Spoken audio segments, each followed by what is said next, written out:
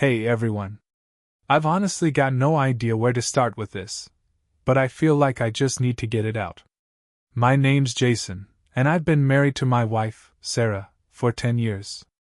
We have 2 kids, and up until recently, I thought we had a decent marriage. Sure, we had our ups and downs, but nothing that seemed out of the ordinary. Things started to feel off about 6 months ago. Sarah's mood went from mildly irritated to straight-up hostile overnight. She'd snap at me over the smallest things, like if I didn't clean the dishes exactly when she wanted, or if I forgot to pick up milk. Stuff that never used to bother her before suddenly became a huge deal. At first, I chalked it up to stress. She's been working extra hours at her job, and we've been saving up for a house upgrade. I figured maybe the pressure was just getting to her. But then, it started getting weirder. She was on her phone all the time, way more than usual, and whenever I walked into the room, she'd immediately lock the screen or put it face down. I tried to brush it off. Maybe she's just tired of me nagging her about her phone, I thought. But that gut feeling, you know? The one that sits in your stomach and whispers that something's wrong? It was getting harder to ignore. Sarah also started going out more. She'd say she was meeting friends or having a girls' night out. But when I casually asked who she was with, her answers got more and more vague. You wouldn't know them. Or, just some old friends, became her go-to. She wasn't even trying to hide her annoyance whenever I asked questions. I couldn't shake this feeling that I was suddenly a stranger in my own home, trying to piece together a puzzle that wasn't making any sense. Looking back, I feel almost stupid for not connecting the dots sooner. But when you're in it, you just don't want to believe it. It's easier to think that maybe it's just a rough patch, that things will settle down, and you'll laugh about it later. I wish I could say I was some kind of detective who cleverly pieced everything together. But honestly, the way I found out was a complete accident. One night, Sarah came home late, again. She texted earlier saying she was working late and not to wait up. But around 1 a.m., I heard her come in, and something about the way she walked past me without even saying goodnight hit me the wrong way. She smelled like cologne, one that wasn't mine, and that gut feeling I'd been ignoring punched me right in the face. I lay awake, my mind racing. I kept telling myself not to jump to conclusions. But the next day, when she left her phone unattended on the counter, I couldn't resist. I picked it up, and my hands were practically shaking. I knew I shouldn't be looking through her phone, but at this point, I needed answers. And I got them. There it was, staring back at me.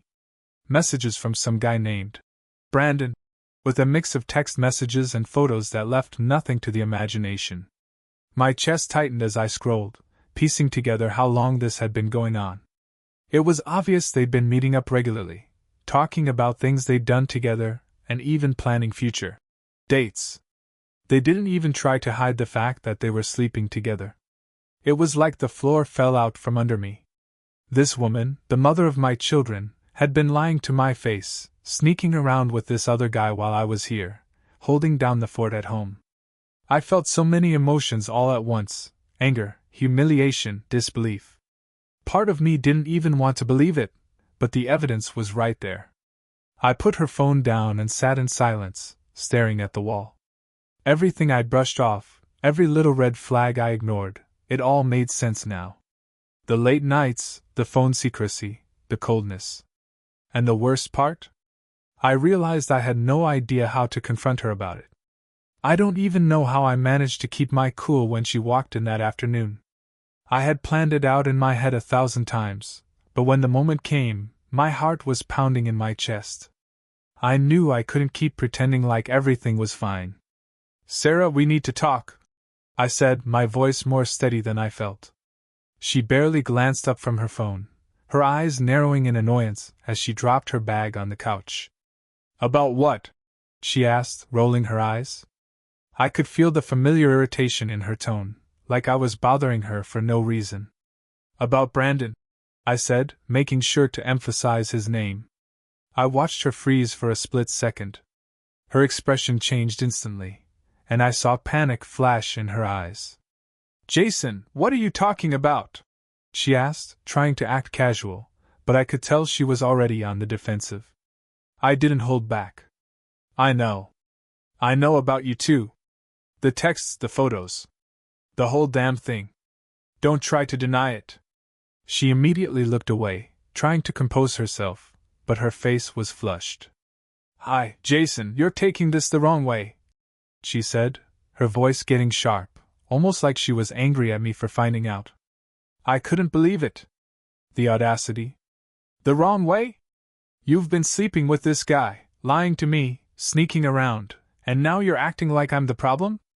My hands were clenched into fists, but I tried to keep my voice controlled.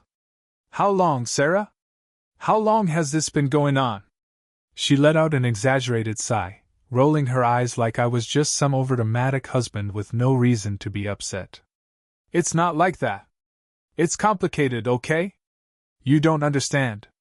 We were having issues, you were distant, and I needed someone to talk to.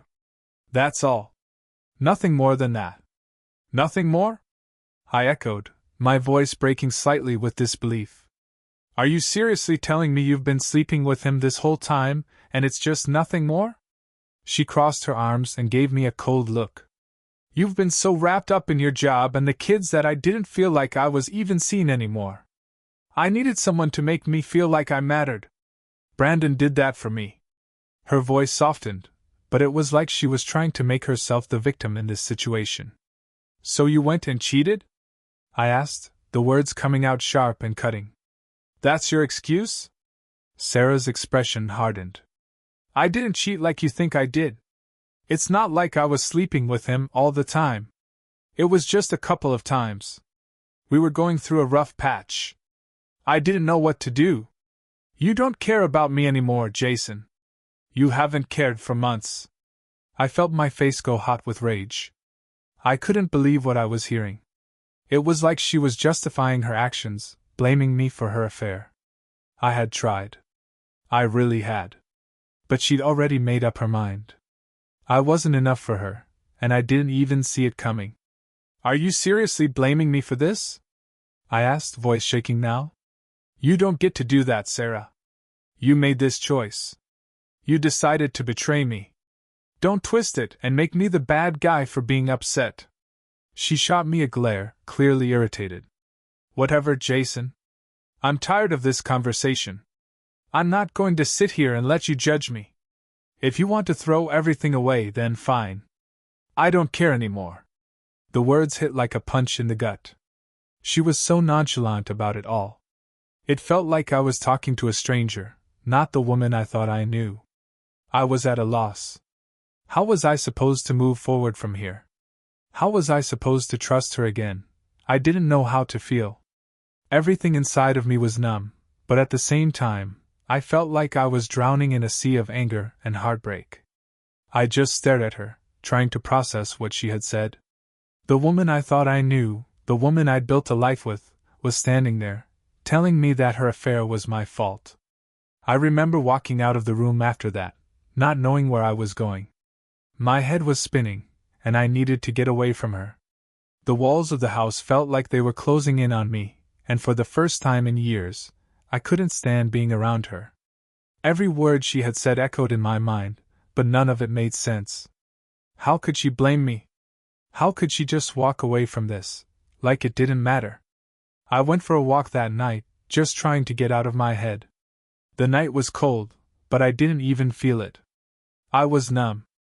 All I could think about was how I let this happen. I kept replaying the moments in my mind, the missed signs, the late nights, her strange behavior. I had ignored it all, convinced myself that we were just going through a rough patch. Maybe I was too focused on work. Maybe I wasn't paying enough attention. But even now, I couldn't wrap my head around the fact that she had chosen him. She had chosen to betray me. The next few days were a blur. I couldn't even look at Sarah. She kept apologizing, saying she was sorry, but it didn't feel real. It didn't feel like she was sorry for what she'd done to me. It felt like she was sorry she got caught. Every time she spoke, her words felt empty. And every time I looked at her, all I could see was the face of someone who had lied to me for months, maybe even years. I couldn't stop the anger from bubbling up. I couldn't stop the betrayal from consuming me. I kept thinking about how much I had loved her, how much I had sacrificed for our family, and she had just thrown it all away for a few texts and sex with some guy. It wasn't even about the sex, it was about the lies. About the deceit. She had chosen him over me, and that realization hit me harder than anything. But it wasn't just the anger. There was also this crushing sadness. I thought about the life we had built together, our kids, our home, all the years we had spent with each other. How had it all gotten to this point? I felt like I was losing everything I had worked for, everything I had believed in. The trust one had given her, the belief that we were a team, it was all shattered in an instant. I started questioning everything. Was I a fool? Had I missed all the signs? Did I even know her at all anymore? It felt like I was mourning the loss of my marriage, and she was standing there, telling me that it was my fault. That made everything worse. I felt like I had been blind to the fact that we were falling apart, and now I couldn't even trust my own judgment. But through all the anger and sadness, something else started to form inside me. Something I didn't expect. I started thinking about what came next. How could I keep living like this? How could I stay with someone who had betrayed me so completely? What was I supposed to do now? And that's when I realized I couldn't just sit here and let her walk all over me. I didn't know what the answer was yet, but I knew one thing. I had to make a decision.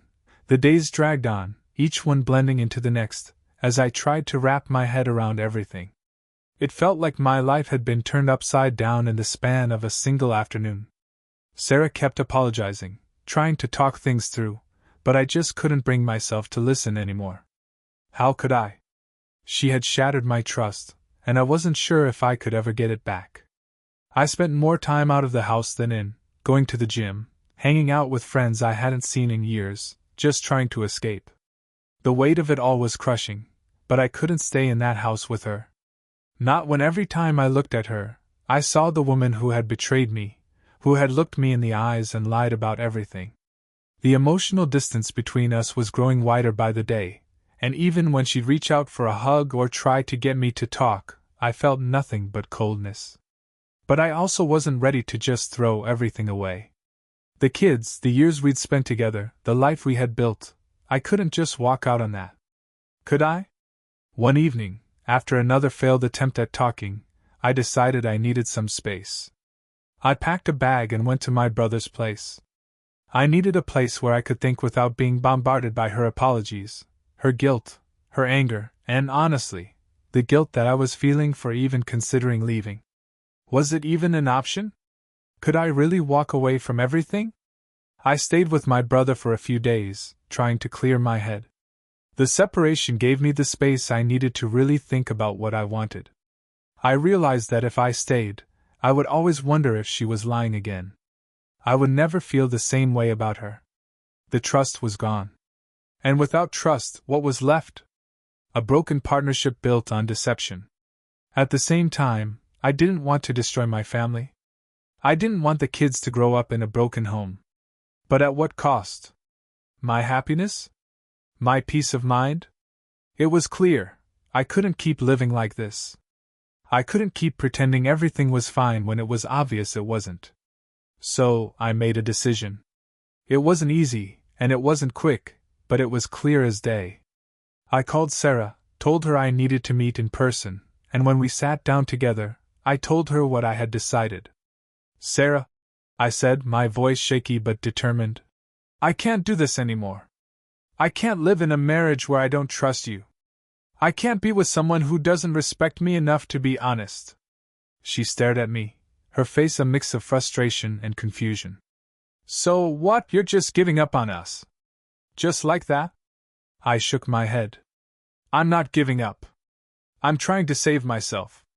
I need to start over, and that doesn't include you anymore. She didn't say anything, just sat there, mouth slightly open, looking at me like I had just killed everything we had. She looked angry, sad, defeated, all at once. But I knew I had made the right choice. I had to.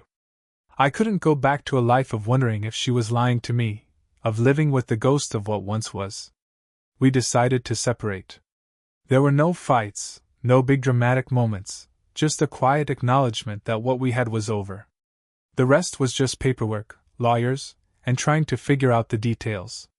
As I drove away that night, I felt a strange sense of freedom, mixed with an overwhelming sadness. I had finally taken control of my life, but it felt like I had lost a part of myself. The man I was before all this was gone, and I wasn't sure who I was now. But I knew one thing for sure: I would never let myself be in a situation like this again. It wasn't just about her betrayal, it was about me, about what I was willing to accept, about what I deserved. I had allowed her to make excuses for her behavior, to convince me that it was my fault somehow. But it wasn't. I didn't deserve to be cheated on. I didn't deserve to feel like nothing. And maybe that was the most important lesson I could learn through all of this. I had to start putting myself first. And that meant making the hardest decision of my life, letting go of someone I had loved for so long. It's been a few months now since that day. Sarah and I have finalized the separation, and while we're still sorting out the details, mainly custody arrangements for the kids, I've started to rebuild. The process has been messy, painful, and incredibly lonely, but also eye-opening in ways I never imagined. I've learned a lot about myself during this time. I realized that I had let myself stay in a relationship where I wasn't truly happy, just for the sake of keeping things together. I ignored red flags, I made excuses, and I allowed someone to lie to me because I didn't want to face the truth. The truth was scary, but it's what set me free. In the beginning, it was hard to think clearly, let alone picture a future without Sarah. It's strange when you've spent years with someone and suddenly you're navigating life without them. But the weight of the betrayal lifted little by little as time went on. I'm still angry, still hurt by the way everything unfolded, but I don't feel that crippling sense of hopelessness anymore. I've started dating again, not seriously, just meeting people, talking, getting to know what's out there. I realized how much of myself I had lost in the process of trying to fix a marriage that was broken beyond repair. It's not about replacing Sarah, it's about rediscovering who I am, finding what makes me happy again. One of the hardest parts has been seeing Sarah move on too. I know she's dating someone else now. I try not to let it bother me, but it stings every time I see a new picture on her social media, or when the kids mention things she's doing with him. It's like she's the same, but different. Nothing about her has changed, but I can't look at her the same way anymore. She's still the woman I married, but she's also the person who betrayed me in ways I'll never fully understand. If I'm being honest, I don't know if I'll ever fully forgive her. Maybe someday. But right now, I'm just focused on healing. I'm not in any rush to forget the pain, because I think the pain has taught me something important. It's taught me that I can't control other people's actions, but I can control how I react to them. And I won't ever let anyone make me feel like I'm not enough again. To anyone going through something similar, if you're feeling stuck or betrayed, know that you're not alone. It might feel like the end of everything you've built, but it's also the beginning of something new. You deserve honesty. You deserve trust. And if those things aren't in your relationship, then you need to ask yourself, what's really left? If nothing else, this experience has shown me the importance of self-respect. Don't ever settle for someone who doesn't value you the way you deserve to be valued. And above all, remember, healing takes time, but it also takes courage. You have to find the strength to walk away when you know it's the right thing to do, no matter how painful it may seem. I'm still learning to trust again, but I'm starting to trust myself. And that's a step in the right direction. When you go through a divorce like this, everything gets more complicated, not just the emotions, but the logistics. The kids, Mia and Noah, have been the hardest part. They're 7 and 5, and they had no idea what was really going on when all of this started. They just knew that Mommy and Daddy weren't getting along, and I couldn't even explain it to them properly without breaking down. Sarah and I agreed on joint custody. The kids stay with me a few nights a week and with Sarah the rest of the time. The arrangement isn't perfect.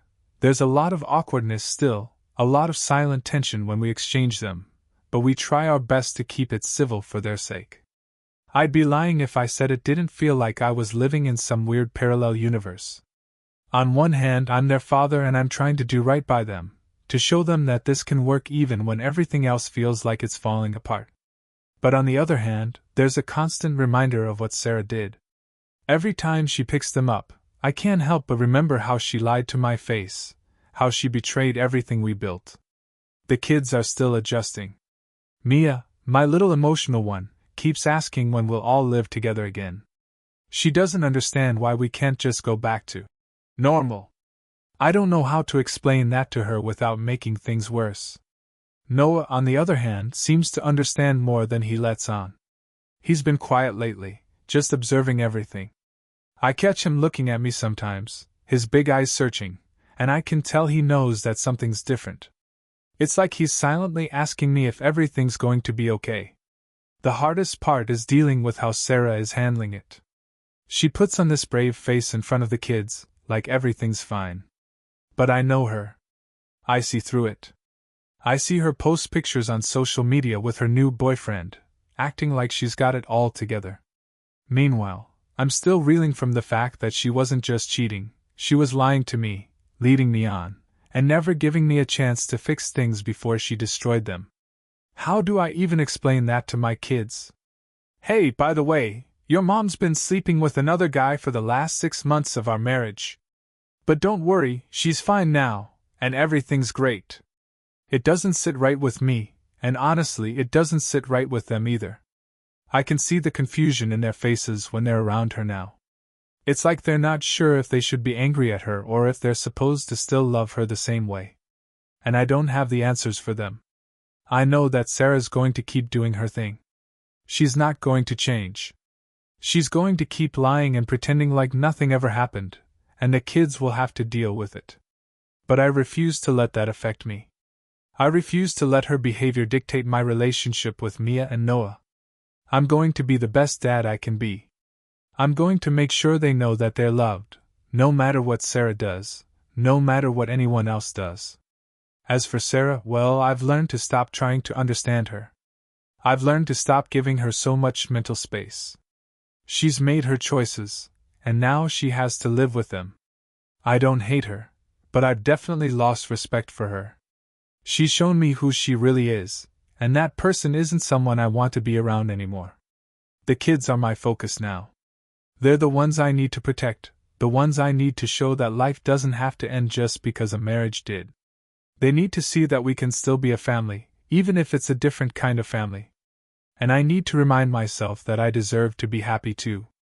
Every day isn't easy, but I'm getting better at it.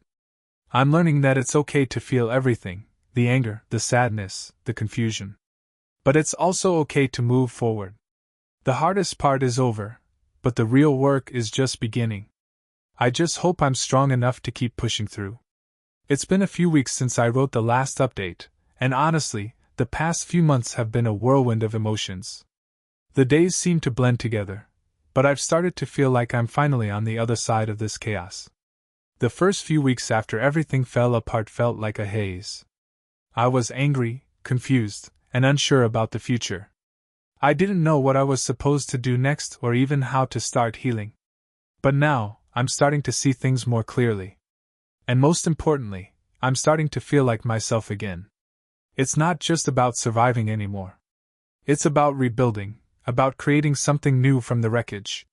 Sarah's betrayal cut deep, but it also opened my eyes to how much I've neglected myself in the process of trying to make a marriage work that clearly wasn't. I've spent years focused on making her happy, on making sure she was okay. But I lost sight of what I needed, what I deserved. I've taken steps to move forward in ways I never thought possible.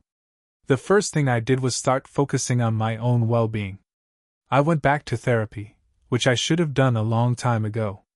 I'd been working through the anger, the resentment, and all the confusion. The therapy has helped me a lot, not just in dealing with Sarah's betrayal but also in understanding who I am outside of the marriage. I've also started working out again. It sounds cliché, but it's been a game changer. It gives me something to focus on, something that's just for me. As for the kids, well, we've been adjusting. It's a slow process, but we're getting there. Mia still asks questions about why things have changed, and Noah is quieter than usual, but I'm making an effort to be present for them.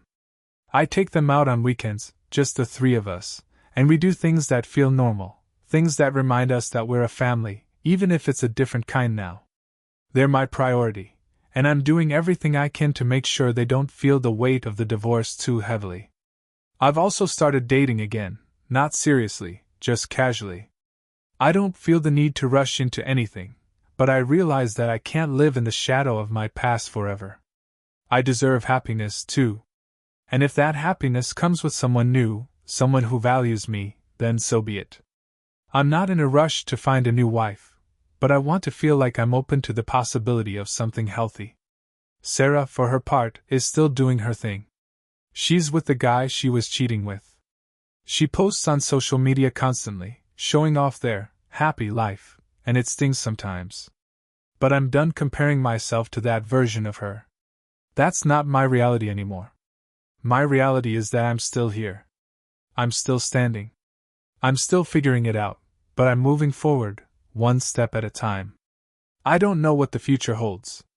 I don't know if I'll ever fully forgive Sarah for what she did, or if she'll ever take responsibility for the wreckage she caused.